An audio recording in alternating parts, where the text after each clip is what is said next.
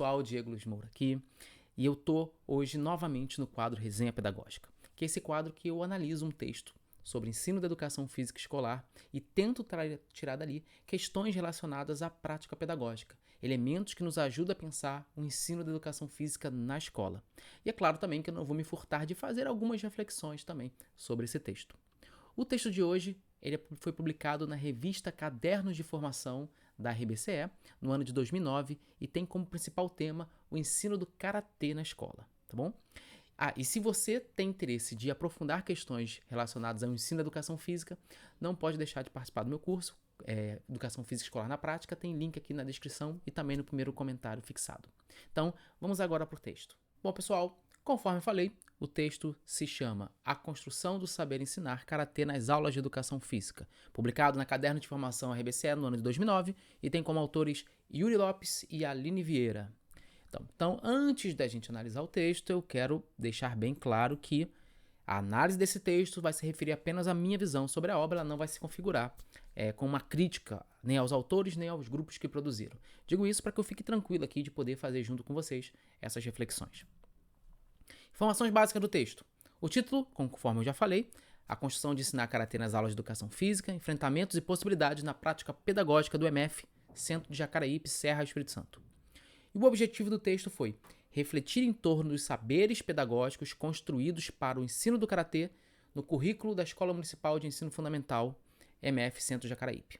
E a metodologia do texto ela é um relato de experiência, onde o autor vai buscar, a partir de uma determinada experiência, relatar e fazer algumas reflexões a partir daí. Então, vamos agora para as questões do texto. Uma das coisas que os autores colocam, eles delimitam que a escolha do tema foi, quando eles estavam organizando o ano letivo de 2008, eles viram que existia um tema gerador relacionado à Olimpíada, que estava nos 2 primeiros bimestres, e o karatê era uma possibilidade. Um dos autores tinha experiência com lutas, a outra autora não tinha experiência com lutas. E a partir daí eles escolheram karatê. É a justificativa dos autores. Bom, o que eles colocam? A partir dessa escolha, eles foram organizar o plano de ensino e eles organizaram esses objetivos de ensino relacionado com saberes procedimentais, que seriam técnicas de defesa e ataque, saberes conceituais sobre o significado da autodefesa, a história e costume da tradição japonesa, e o que eles chamaram de ensino de valores, que é o trato pedagógico para agir e refletir em torno do Bushido, que é o Karatê Bushido, que foi a escolha dos autores. Então, essa organização aqui me parece que eles tentaram seguir um caminho relacionando com as dimensões do conteúdo, as procedimental, conceitual e atitudinal. Vamos mais para frente, eu falo sobre isso.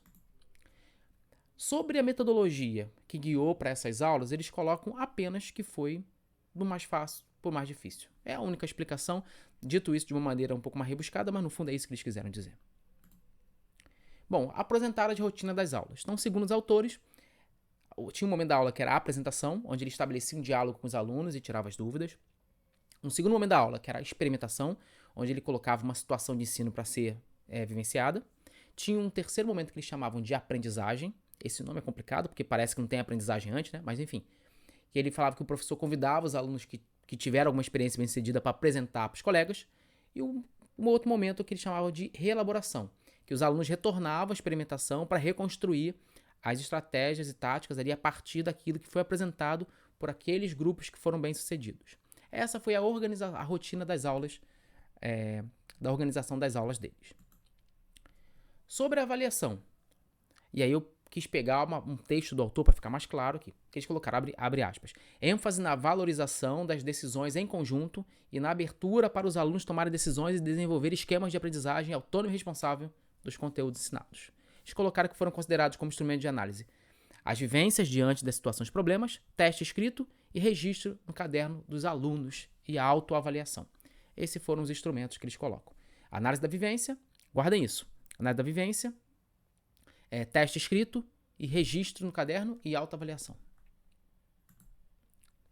Bom, então agora é o momento que eu, a partir desses pontos principais do texto aqui, eu quero fazer algumas considerações que esse texto nos ajuda a pensar a prática pedagógica.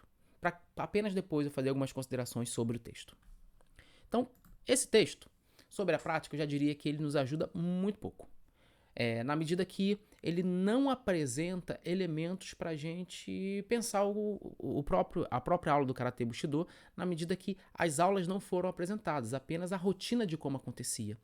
Mas, por exemplo, que aspectos eram trabalhados, como que ele organizou a tematização, isso não ajuda. Então, eu diria que esse relato de experiência acaba não relatando muito a experiência. Agora, tem um aspecto interessante que eu gostei no texto, que é a organização da aula. Esse tipo de organização da aula ali é bem sistematizada, com elementos claros de como a aula evoluía, me parece muito interessante para a gente pensar. Só que teve um outro problema aqui que eles não colocam quantas aulas, nem quais foram os temas dessas aulas. A gente só sabe que foi o Karatê Bushido. Mas quais temas foram desenvolvidos? Então eu diria que, de um modo geral, para a gente pensar a prática pedagógica, basicamente, o que eu consigo tirar desse texto é essa organização de aula. Então agora eu quero fazer com vocês algumas reflexões. Então, minhas reflexões sobre o artigo. Bom, tenho alguns pontos para colocar. E o texto está aqui na descrição para quem quiser ler ele depois com calma. Primeiro, que há um tipo de apropriação complicada de alguns autores. Então, um deles é o autor Moz, né, que é o autor que ficou conhecido com o texto. Né? Na verdade, Moz é sobrinho do Durkheim, tem uma vasta produção, mas nós, na educação física, usamos muito o texto chamado Técnicas Corporais. E o autor usa e fala que usou o texto de Técnicas Corporais para operacionalizar a mediação entre conteúdos e objetivos, o que não faz muito sentido, porque a ideia do Moz é criar uma agenda de tentar entender como que as técnicas corporais elas avançam durante a história, e não sobre o ensino dessas. Então me parece uma apropriação meio indevida, meio equivocada. A argumentação teórica do autor também não dialogavam com os dados, então tem algumas partes políticas que eles colocam lá, que eles dividem o texto. Inicialmente vou fazer um debate mais político de como que os professores estavam aqui, saberes docentes, e nada disso é discutido depois, não dialoga com os dados que eles apresentam. E logo os autores também não respondem ao objetivo, e esse é um erro grave, porque os objetivos deles, se vocês voltarem lá no vídeo, vocês vão ver que é sobre a construção de saberes docentes. Só que os dados nenhum vão nesse sentido. Um outro problema no texto que eu observo é sobre que a metodologia ela não é apresentada.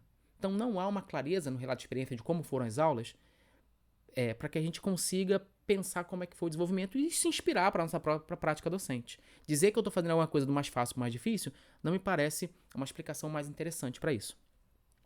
Um outro ponto é a secundarização que nós temos na avaliação. Então, se vocês lembrarem lá que eu chamei a atenção de vocês, quando eles colocam os instrumentos de avaliação, todos os instrumentos de avaliação remetem a características conceituais. Então, a autoavaliação, que talvez a gente consiga até extrapolar daí, mas testes escritos, pesquisas, etc. E outra coisa, registro da participação dos alunos. Como que faz isso? Isso é tão complicado. Imagine 20 turmas, a gente registrar e depois categorizar isso. Não me parece que essa avaliação ficou muito mais focada nos aspectos conceituais do que nos aspectos de movimento. Isso não foi explorado o suficiente, na minha opinião. E os temas abordados nas lutas, né? Então a gente sabia que era o Karatê, mas quantas foram as aulas? Como é que esse tema ele foi desenvolvido nas diferentes aulas? Colocar isso seria interessante para quem não tem experiência no ensino de lutas, conseguir pegar um exemplo a partir de uma prática, de um relato, para também repensar as suas práticas. Mas isso não é apresentado. E existem poucas possibilidades pedagógicas. Tirando a organização da aula, eu não consigo ver muitas possibilidades que os autores colocam para a gente. E o tema de lutas, ele é um tema que, na minha opinião, é um tema fundamental, um tema importante para a gente pensar o campo da educação física, é um tema tradicional. Não é à toa que até o tema lutas, na nossa BNCC, ele está presente tanto em esportes de combate, quanto uma unidade temática diferenciada. E muitos professores acabam tendo dificuldade com o ensino das lutas, por ela remeter a um universo muito amplo e que muitas pessoas não tiveram a oportunidade, quer seja de estudar e de vivenciá-la praticamente. Inclusive, se você tem interesse em discutir as temáticas de lutas, eu indico a leitura do volume 2 da coleção Dialogando sobre o Ensino da Educação Física, que é esse livro que vai aparecer aqui, que é um livro que eu consegui construir junto com o meu grupo de pesquisa, que ali nós fizemos a categorização das lutas, exemplos de atividades, experiências diferentes que possa ajudar o professor a repensar a sua prática e também, para aquele que tem pouca experiência, dar outras possibilidades pedagógicas. E aí eu vou aproveitar também para deixar um link de um artigo onde nós pudemos acompanhar um professor que tinha pouquíssima experiência com lutas, mas ele conseguindo, a partir de um material que já estava construído, que dava inspirações para ele repensar e para ele planejar, ele consegue desenvolver as suas aulas durante um determinado período lá que era um trimestre na escola que ele acompanhou. Então, esse texto é interessante para a gente pensar que talvez a categoria experiência nas lutas, ela não é decisiva, na medida que, se a gente tiver elementos de formação, isso nos ajuda a pensar a prática. Bom, mas então vai ficar também a dica tanto do artigo quanto do livro aqui para vocês.